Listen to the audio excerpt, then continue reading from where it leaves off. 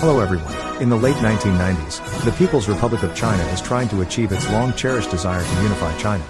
We needed a high-performance amphibious AFV for the upcoming Taiwan landing. Meanwhile, the Army learned that the US Army was developing a next-generation amphibious EFV. The development of new weapons became an urgent task in order to bet on the hegemony in the Pacific and compete against it. The weapon to be explained this time is the Chinese People's Liberation Army Navy Type 05 Amphibious Combat Vehicle.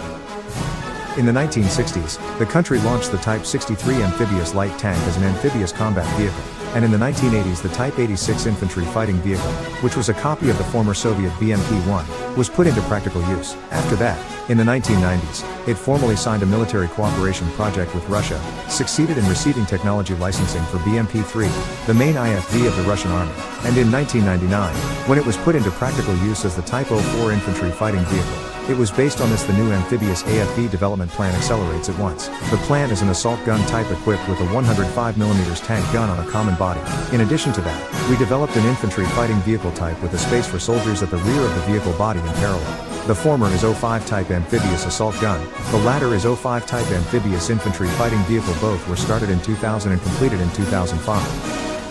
Equipped with an 80.5 caliber 30mm cannon as the main armament. This is a domestic production of the former Soviet Union that was installed in the BMP-3. In addition, the point that a 7.62mm machine gun is mounted on the same axis as the main gun is the same as the BMP-3. Anti-tank missile launch rails are also mounted on the left and right sides of the turret. The missile used is an improved version of the former Soviet Union-made Malyutka and domestically produced Red Samurai 73D. Equipped with a tandem warhead, it boasts a penetration power of 800mm regardless of the shooting distance. The body structure of this car is similar to the EFV developed by the United States earlier. The front part of the body has a large boat-shaped overhang to ensure buoyancy. In order to reduce weight, the body is unusually constructed with a welded structure of bulletproof aluminum plates for the same Army AFV. It can withstand a direct hit from a 7.62mm round and shrapnel from a high-explosive projectile. On the other hand, the turret is made of homogeneous rolled steel armor as before, and ceramic armor plates are attached around the turret. The front of the turret can withstand a 12.7mm heavy machine gun shell fired from a distance of 100 meters. In addition, the overhang part of the front part of the hull also plays the role of space armor. It has improved defense against shaped explosive warheads such as anti-tank missiles. This car is equipped with a V-type 12-cylinder liquid-cooled turbocharged diesel engine 591 horsepower. It has a top speed of 65 km per hour and a range of 500 km. This is an improved version of the main battle tank 99G tank of the same Army.